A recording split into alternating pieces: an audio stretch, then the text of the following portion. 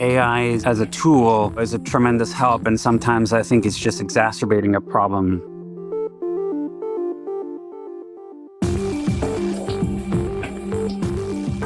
Welcome to The Array by Jacquard, the agentic enterprise platform that creates content that converts. On today's episode, we're delighted to welcome Nic Brandenberger, Chief Marketing Officer at Mammut Sports Group and global marketing leader with more than 20 years of experience building brands across ecommerce, retail, FMCG, gaming, and outdoor sports. Throughout his career, Nic has helped reinvent some of the world's most best-known brands, from leading integrated marketing campaigns at Procter & Gamble and helping reshape eBay's multi-billion-dollar business, to now leading a global marketing transformation at Mammut, one of the world's most iconic outdoor brands. In today's conversation, we'll explore how modern marketers can leverage technology without losing sight of creativity, and why experimentation has become a competitive advantage, what it takes to build enduring brands in an increasing data-driven world. Before we get to Nic, Jasper, how are you doing? I'm sufficiently cooler now that the UK has reached normal UK temperatures. It was a bit touch and go there for a few weeks. I think those of us in the UK, with our distinct lacking of air conditioning, we're struggling a bit. You think it was connected as soon as England gets kicked out the World Cup, the temperature drops 20 degrees? You think that's somewhat connected? It's like the government has managed to figure out how to get everyone to the pub, basically. Yeah, exactly. Nice. And then you've got travel coming up. I'm back on the road again, going to see some customers. I've got kind of an interesting list of destinations next week. I'm going to Pittsburgh, Minneapolis, and then Chicago is one of my favorites. So I'm looking forward to that. Always like going to Chicago. The American Riviera, Pittsburgh and Minneapolis. Very nice. Very nice. I'm seeing the Mall of America, which I actually had to Google. I had no idea what it even was, but it looked big. So I'm expecting like everything to be max size. Yeah, love it. Love it. All right, let's jump into the show. Welcome, Nic. How you doing?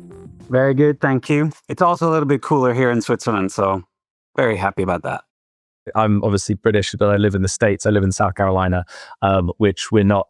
We're pretty used to some hot weather. But I've been talking to everybody at the business and externally about how Europe just needs to commit to air conditioners at this point. It's beyond silly. Never gonna happen. Never gonna happen. Yeah. We'll just be fine sweating. That's totally fine with us. Yeah, nice. Good. Well, it's a bit of a tradition on this podcast that before we actually get into the main questions, we have some kind of slightly more fun questions to ask, where we're going to pitch you up against Jasper in answering a couple of engagement-based questions. Now, there is no right or wrong answers to this, other than the fact that Jasper often gets them wrong. I don't think you've actually beaten a guest yet on 16, 17 episodes this season already. No. So Nic, it's known as the Jasper always loses segment. So yeah, no pressure. So the idea is we've basically collated billions of data points over the last 10 years of global brands about what content results in engagement and what content converts and what content kind of falls flat. And we're going to ask some few questions. Maybe we'll ask some ones about what resonates in different areas around the world, or and what have you. So I'm going to ask some questions, and it'll kind of be maybe a true or false or higher or lower type question. And like I say, there's no way. It's almost provable that no one actually knows the answer to these things off the top of their heads. So there's no shame in getting it. There's no glory in getting it right, and there's no shame in getting it wrong. How much on average do you think the worst variants of a multi-variant test, how much is the difference between engagement on average between the worst and the best? What is really the range that brands typically see? What's the impact of language on CRM campaigns? So this is email, SMS, push notification, web banners. On average. So yeah, I mean, I'm not saying the best one is obviously 500% better than the worst, but on average this is probably across about 1 million campaigns. It has to be 10x at least. On average. The worst variant compared to the best at the end of testing. So I'll give you an example. Let's say you've got a 10 variant split. Let's say the worst has a 5% open rate, and the best, let's say, has a 30% open rate. I'm making these numbers up. What do you think that average split is? Jasper, why didn't you go first? Because I want Nic to I want. There's more information when you go the second. 20%. 20%, Jasper. Okay. No, it's got to be way more. I mean, obviously there's differences, right? Like email open rates, for example, like you can't 10x that. But I think display ads or like paid social, like if you put in a really good, this is just for CRM. This is non-social. Okay. This is open. This is on open rates and click-through rates. 20%. Yeah, 20%. Give me the average, and give me the. This is going to be so hard. Give me the median. Maybe that's a hard question. I think it has to be 30%. I'm just going to say 30%. Okay. This is the first time this has happened. Jasper's spot on with 20%. Nailed it. It's exactly 20%. I actually think that's not even fair. Yeah. That's Jasper's looked at these questions beforehand, I bet. England came third in the World Cup, but I have successfully got a question right. It feels really good. Okay, how about this? Out of all content tested, do you think urgency, the concept of urgency, helped or hurt open engagement rates? I'll give you an example of urgency. Words such as hurry, last chance, don't miss, and ends tonight. And we just need to say whether they helped or hurt. The way that this is represented is what percentage of the winning lines, winning pieces of content had urgency? So it's the same question as, does it help or hurt? But what percentage of the winning lines do you think?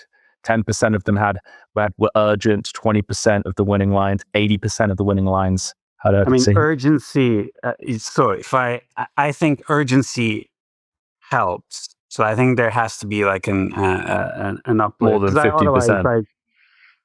Because otherwise brands wouldn't do it. But if it's amongst all the winning lines. Yeah, that's a great point. That's a different question. Does it help or is it the winner?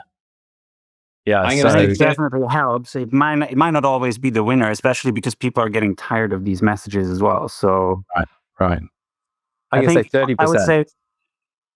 Okay, it's a percentage question again. It's a percentage question. I mean, you can answer it either way, but it's a percentage question. You said 30. I would say less. Then I would say 20% here. So the answer is 41% of winning content, which is interesting. I think Nic's point's really interesting because you could say maybe the top half were all, of the winning content were all urgent, but the winner might have not been, right? So it can help on average, but not always be the number one. But 41% of CRM content that includes either hurry, last chance, don't miss, ends tonight, or any other kind of urgent language resulted in that being the winner. So, and then the final question, I'm going to give you a couple of these, and you can tell me which ones you think beat the other one. So number one, great gear at your fingertips. Or number two, the time is now, head to the app for this. I think the second one wins because it complements what's on the visual, whereas the first one kind of repeats. It reads more common. The second one feels almost incomplete, but if there's a strong visual, it complements it, and then the whole execution kind of works well. So my guess would be on the second one. Okay. Jasper, you're going to have to go for the first one. Otherwise, there's no winner here. Okay. So I'm mandating in the first one. Nic wins this one. Yeah, that is correct. The time is now. Even if I could have got that right, you basically told me I had to get it wrong and you knew the answer. Yeah. I see how this beat goes. it by 61%. Okay, I'll give you the last one. And this is actually an interesting one. We've done the hard part is version 1. Or needs stunning offers, we thought you might, is variant 2. Do you want to go first, Jasper? I'm going to say the first one. Yeah, me too. I would have said the first one as well. It's just more, it just feels more like, I want to hear more. Like, what was the hard part? And now what? I'm intrigued more than in the other one. Yeah, that is correct. We've done the hard part. Beat need stunning offers. We thought you might by 62%. So Very good. Nice. All right. Now we've messed around too long. Let's get into the actual questions. Let's get into the questions. So, Nic, you've worked across industries as diverse as FMCG, e-commerce, gaming, and now outdoor sports. Looking back, so we always like to go right back to the start. Looking back, what first drew you to marketing? And then now cutting to now, what made you want to dive into this new avenue at Mammut? Yeah, it's a good question. Actually, like I wasn't attracted to marketing at all when I was studying. Like I was like, this isn't this isn't an exact science. Everybody can write a book with like slightly different concepts and graphs, and I was just not interested. I was a good problem solver. I felt like my future was in consulting, and then I figured out they all have to wear suits, and so that didn't work out for me. But then I met someone that worked at Procter and Gamble, and I loved how consumer centric they were and how data driven they were. So it wasn't really about lots of talk and like conceptual things. It was about data that informed decisions, and that kind of problem solving was very much on my wavelength. So, and that I found interesting. So I got into marketing. So ironically, like I spent my whole life in marketing. But landing at Mammut for me is obviously in a way the ultimate, grail, because it allows me to combine my work with a little bit of my passion. I'm an outdoor kid. I grew up in Switzerland. So, this is perfect for me. Dream job for sure. Do you think there was a particular brand that you've worked at that like had the biggest impact on your perspective of kind of brand building? And do you think there's like one that stands out? I grew up at Procter and Gamble and in my professional career, so that has definitely, packed my rucksack with all the foundational marketing skills, which are, by the way, I think timeless. Starting with the consumer, trying to really uncover, tacit, non-verbalized insights, which give you a competitive advantage. It's a good marketing school. And I still think it is. That's definitely left the mark on my professional life for sure. You mentioned at the start when you were talking about kind of what initially you weren't really interested in marketing because it wasn't almost a deterministic profession. And it sounds to me like it sounds to me from what I'm hearing is you like to have data kind of underpin everything and help you make better decisions. So, and I think you speak a lot about connecting insight, strategy, and execution, which I think is kind of part of that. But I think we're in an age now where technology and data is becoming increasingly part of what we do. I don't want to mention the AI word, but we typically talk a little bit about AI. So I think we all know that AI is changing the way we market. Like, how are you thinking about that? It's like, because AI isn't deterministic, but it helps you make, I guess, more kind of deterministic decisions based on using data. Like, how are you kind of thinking about building that into your insights and translating that into the customer experience? Sometimes I feel like AI is, as a tool, is a tremendous help. And sometimes I think it's just exacerbating a problem. Like analysis paralysis is like absolutely real these days. Like we constantly generate more data, more and more data. We look at more and more metrics just because it's measurable, And at the same time, I feel like sometimes we seem to know less and less about how consumers actually function. We're just like looking at the matrix data streams and like forget about the consumer. We sometimes stop at reporting data and forget how to actually spend time analyzing, coming to a conclusion, like what are we seeing? What is the data telling us, right? We're just looking at the data and then we're moving on and we're like, okay, this didn't work or that didn't work. But like, how do we come to a conclusion that drives some sort of like outcome that improves the future, way of doing things, right? So usually the way I just tend to act like a toddler and I just like ask why until I have a satisfying answer. So if you push beyond kind of the observable chain of events, then you get to actual answer, right? So like, okay, revenue has gone this or that direction. So Our average order value has driven that, which was then informed by our conversion rates or average selling price, and that has been impacted by traffic. And then you need to just go on and go on and go on. Okay, what has impacted traffic? Oh, it's the execution, it's our targeting, it's the messaging, it's the product. You just need to dig down all the way to the source in order to figure out, okay, what do I do differently next time? And I think just too often with all this data that we have, we're just like we're stopping at reporting. Like this is the data, this is the dashboard, you know? I feel like sometimes, like marketers, I mean, we've seen it before where it's like, marketers are also consumers, right? You mentioned earlier, right, that you love the outdoors in Switzerland, and there's you're, I assume, a mammoth, a perfect mammoth consumer, right? Because you like the outdoor, like all these things. But I feel like there's a lot of marketers that will just look at the data and have that come at the expense of what is the right customer experience, of like this kind of removing critical thinking and just looking at the data, when in reality there's either you can look at the wrong data set, or you can derive an insight which maybe is counterintuitive to really what that customer experience should be.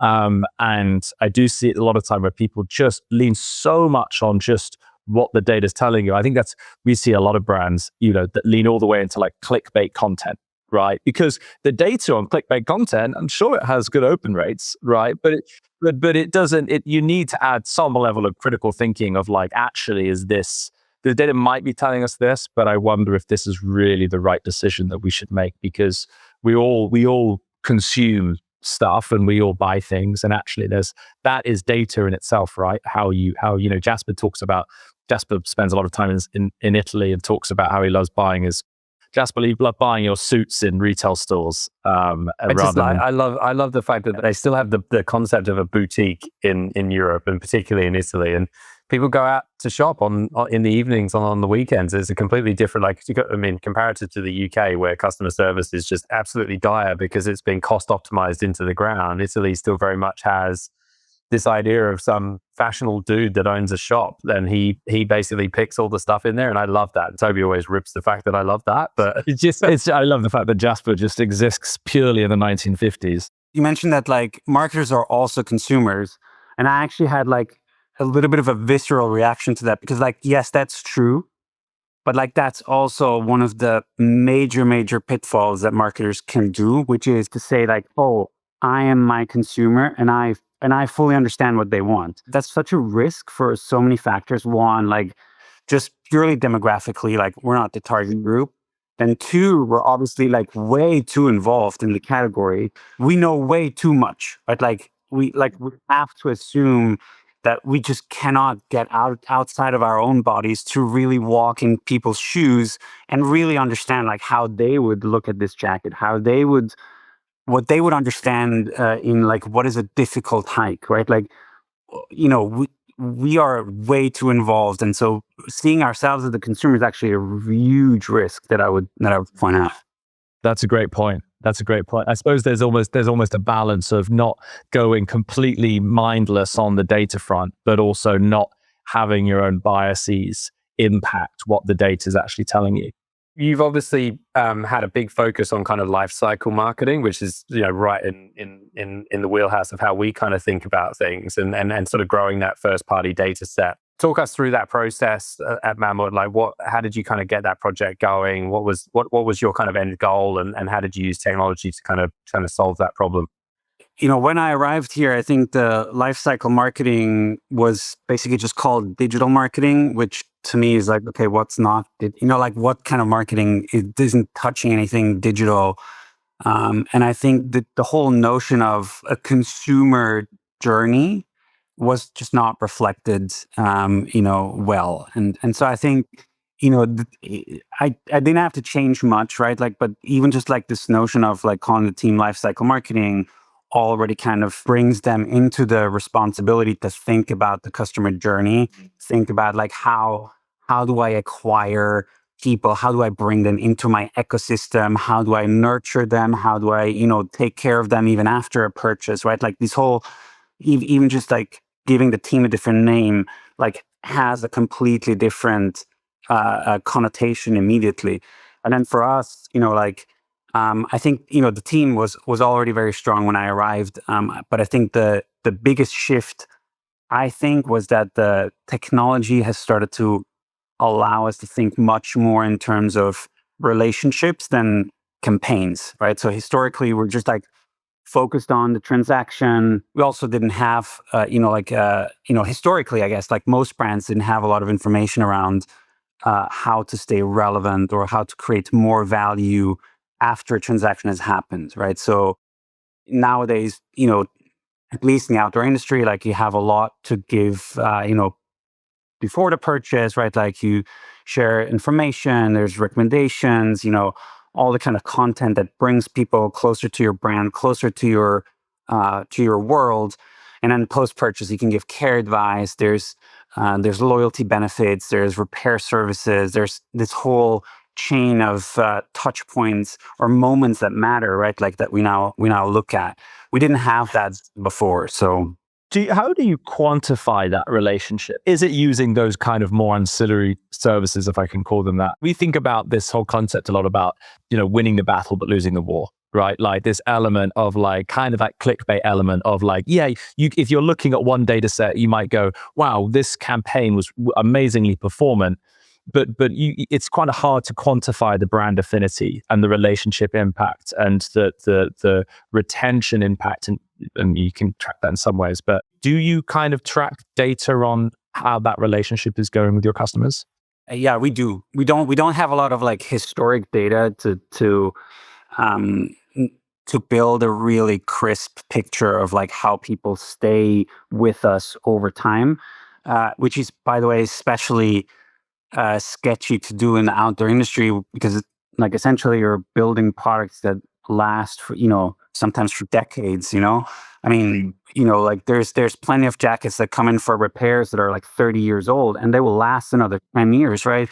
And like we can't expect a consumer to buy a jacket for $800 and then come back for another jacket in 2 years. So our customer lifecycle value or customer lifetime value is needs to be calculated on a way longer time horizon, right? So that makes it in a way super sketchy, but we have a few metrics that help us understand, okay, like how close are they staying with us? Like how often do they come back? How often do they react? And we weigh their engagement over time. So we have some metrics that I find quite smart that help us understand affinity to our brand in a way. I think that repair concept is actually really interesting as almost like a proxy for brand loyalty in many ways, because I feel like not a lot of e-com or retail brands have that concept. I think about Barber have quite an interesting, repair and you can get it re-waxed, all that kind of stuff. Like that's the only other brand I can think of that really offers that kind of service. But I think that's a really nice proxy for loyalty, because unless you've got to really like your jacket to want to get it repaired for another 10 years. You know what I mean? Like you've to have it for so long and then still want to extend its lifetime and not go, actually, I'm going to go try something else or do something else. I think that's a really interesting proxy or data point for that level of loyalty. And I think it's a great reflection on a brand that people even want to come back and repair something. Especially when I think, when on our prep call, you mentioned the brand was somewhere 160 years old. Like that was actually fascinating because it doesn't, and this isn't in a bad way, this is in a good way, the brand feels very modern in a way. And it's a kind of a high tech kind of product, right? When you're out, hiking. And so that element of repair and loyalty and the longevity of that brand, but also trying to be high tech and modern feels like a very hard juxtaposition to manage. How do you think about that? How do you think about making a modern brand that has that heritage? I think those two things are actually really compatible. I mean, for one, yes, like we started 164 years ago making robes. They were made out of hemp, right? Like at the time. Obviously today, you don't make robes from hemp. We're starting to make other things from hemp, but like if we weren't like an innovative company that constantly kind of reinvents like what we're doing, how we're doing things, obviously we wouldn't be here after 164 years of of doing business, right? And by the way, like I think there's like plenty of brands out there who basically demonstrate, like who are around for centuries, demonstrate how they are innovative or at the forefront of human progress. Siemens, Philips, IBM, Johnson Johnson, 3Ms, all like they're all like leading in tech, AI, robotics, biotech, whatever, industrial automation, and it's the same for us.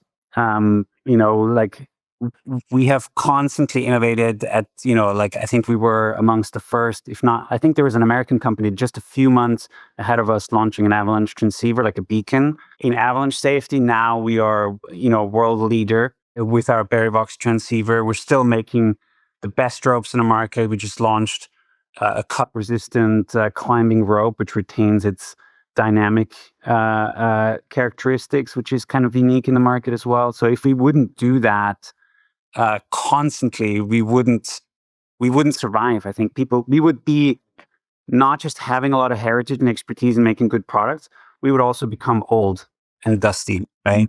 And we're definitely not. Do you think the focus on quality is almost part of your life cycle, like that strategy, like the focus on the fact that people want to bring jackets back is almost part of the story that builds people's equity and belief in the brand? Yeah, it's actually an interesting point because as I mentioned, we started off with ropes, which is a product that cannot fail. It cannot fail, right? Like it keeps you alive. It's kind of like a personal protection equipment, right?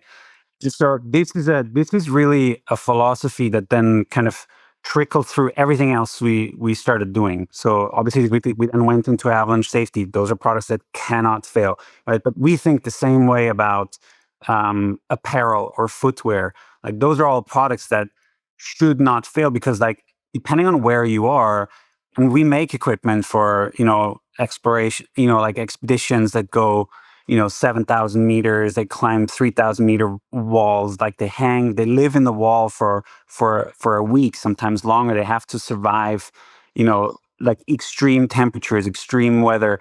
If your jacket breaks, even if it's just a zipper, right, like this is no good, right? So like that's definitely the quality, the philosophy of making products that cannot fail really weaved through everything we do, for sure. It makes me think, so I used to work for IBM many years ago, and like IBM's another one of those businesses you mentioned that is like, it started in the 19th century and has been around for 150. I think they started making cheese slices in like the 1800s, right? And then it's obviously now is a very different business. And the same with Nintendo that made playing cards, in the 1800s. But I think of those brands. And innovation actually is the kind of thing that you think of when you think about Nintendo or IBM. And in many ways, kind of what you described, whether it's a hemp rope or it's things that cannot, like, there's almost an element of the brand, which is, that hasn't really changed, I suppose, in 160 years, right? In that sense, it's always been quote unquote high tech. It's just the high tech 160 years ago was very different from today. You just innovate on materials, right? So obviously, again, the ropes are now made of nylon yarns, and like sometimes, if you want to make it cut resistant, you put some Kevlar strings in it and stuff, and apparel is obviously also different. It used to be, gubbered, I don't know what kind of materials, like it used to be cotton, right? Like in the early days. And obviously now if you want to make waterproof, breathable product, like you're using different materials, right? So it's like you have to constantly innovate on all the fronts, basically. Italian family members is this tiny little Italian man who loves climbing. And he was telling me that for sort of 40, 50, 60 years ago, everything was wool. And so he was like, on a climb, he was carrying all of this woolen weight it's just extra woolen weight up the rock face with him. And obviously as you get hotter, you get sweatier, it gets heavier kind of thing. So he's been amazed at the sort of innovation when it comes to materials from brands such as Mammut over the last like 50, 60 years. It's really changed the game. Absolutely. Yeah, absolutely. Tying back innovation to marketing technology, I suppose that the next question is, what do you think are the biggest innovations in marketing technology in terms of, I suppose, what can it do now that you're like almost amazed by? And what do you think the marketing technology still hasn't got right? Like, what is the like, where is the human element still necessary? What's the new hemp rope that you're willing to tie your life to, in terms of marketing technology, and where does the human's part still remain? I think technology, and this is what it's going to do. I'm convinced. Like it has to, and it's what it's always done. It should speed up and facilitate basically everything that keeps humans from using what the machines don't have, which is, now we're talking about creative judgment, and taste and things like that.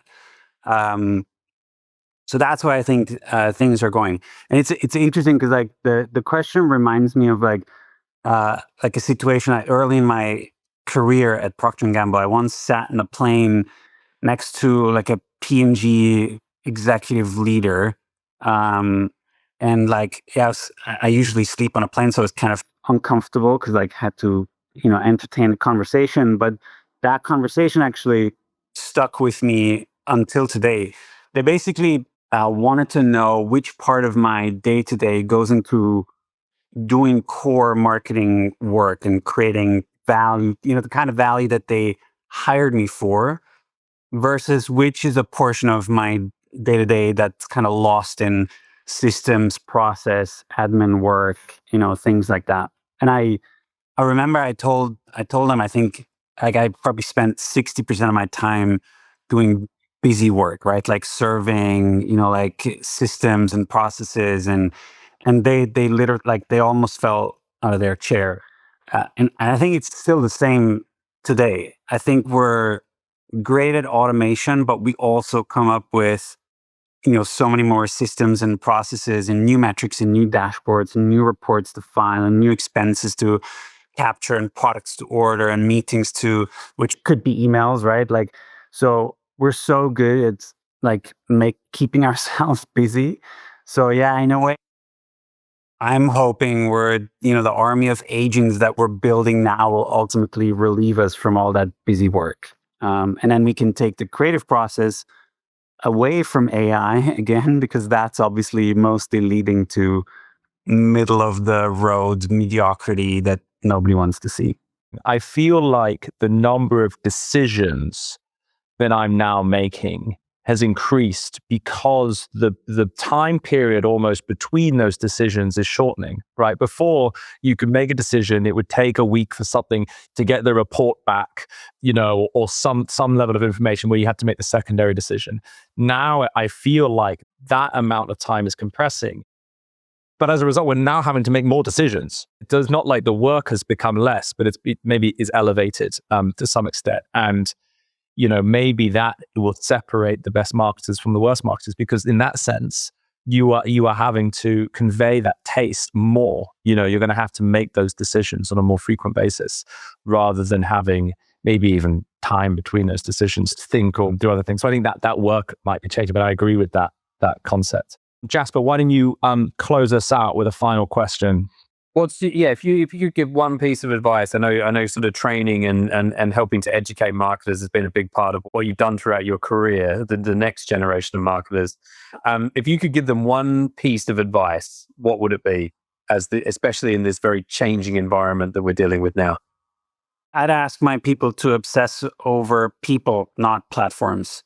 Because I maybe that's a romantic view of seeing things, but like every generation of marketers kind of falls in love with the latest technology.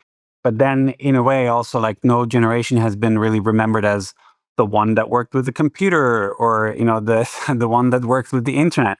I think generations of marketer will be remembered based on what they do with the data and what they do with the information for the people. And the winners, I think, will be the generations that will stay obsessed with human behavior, how to positively influence human intent, how to connect emotionally, and then only then start to scale and commercialize that, right? Like, get that in the wrong order in a way, and none of it will work. So, yeah. A great line to end on.